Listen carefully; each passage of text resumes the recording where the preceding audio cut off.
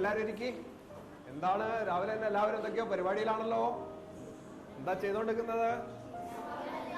ആ, ചിത്രം വരയ്ക്കുകയാണല്ലോ. എല്ലാവരും എടുത്തു വെച്ചേ. എന്താ മോള് ചെയ്തോണ്ടിരിക്കുന്ന?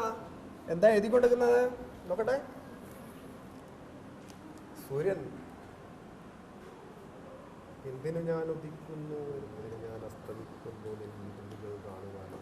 നന്നായിട്ടുണ്ടല്ലോ. വൈകി ഒരു കവിത എഴുതിയിട്ടുണ്ട്. അടിപൊളി കവിതയാണല്ലോ.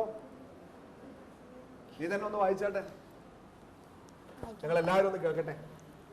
സൂര്യൻ. എന്തിനു ഞാൻ ഉദിക്കുന്നു, എന്തിനസ്തമിക്കുന്നു, നിന്റെ വികൃതികൾ കാണുവാൻ വേണ്ടിയോ? സുന്ദരിയായ ഭൂമിയെ എന്തിനു നീ മുറിവേൽപ്പിക്കുന്നു? പിഞ്ചുബാല്യങ്ങളെ പോലും പിച്ചിച്ചീന്തുന്ന നിനക്കെന്തിനു ഞാൻ വെളിച്ചം പകരണം? ക്ഷമയുടെ ഏറ്റവും മടിയിലെ അതിൽ ഒരു നാൾ ഞാൻ കണ്ണടയ്ക്കും. സർവനാശത്തിൻ്റെയും കൂരിരുട്ടിൽ നിന്റെ ക്രൗര്യം താണ്ഡവമാടുന്നതെങ്ങനെ?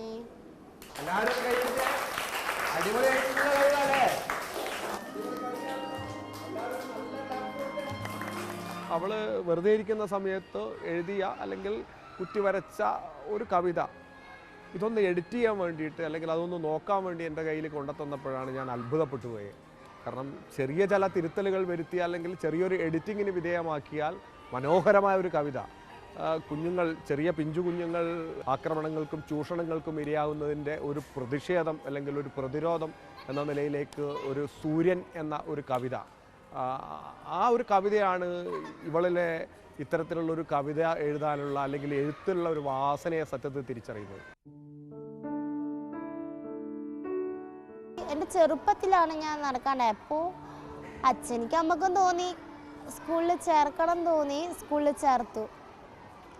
പലരും ചോദിച്ച് പഠിക്കാനൊക്കെ പറ്റുമെന്നൊക്കെ ചോദിച്ച്, പക്ഷെ അച്ഛനമ്മയൊന്നും മൈൻഡാക്കിയില്ല. ചേർത്ത് എല്ലാവരൊക്കെ നല്ലോണം പഠിക്കുന്നുമുണ്ട്. എന്തിനാണു നിന്നെ ദൈവം സൃഷ്ടിച്ചത്? എല്ലാം സഹിക്കുവാനാണോ? ഒളിവിൻ മറവിൽ നീ കരയുന്നത് എൻ്റെ ഹൃദയത്തിൽ തഴിച്ചു. ഒളിവിൻ മറവിൽ നിന്നു നീ കരയുന്നത് എൻ്റെ ഹൃദയത്തിൽ തറിച്ചു.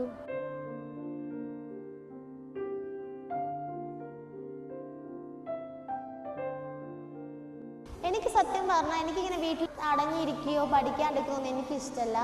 എനിക്ക് ഈ ലോകത്തിന് പാറി പറക്കാനാണ് ഇഷ്ടം. അച്ഛനും അമ്മയും പിന്നെ അധ്യാപകരും, അതാണ് വൈഗയുടെ ചിറകുകൾ.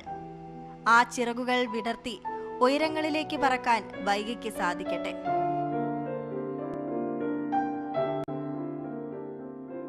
അരുൺ കിഷോറിനൊപ്പം നയൻതാര, മാതൃഭൂമി ന്യൂസ്, കോഴിക്കോട്.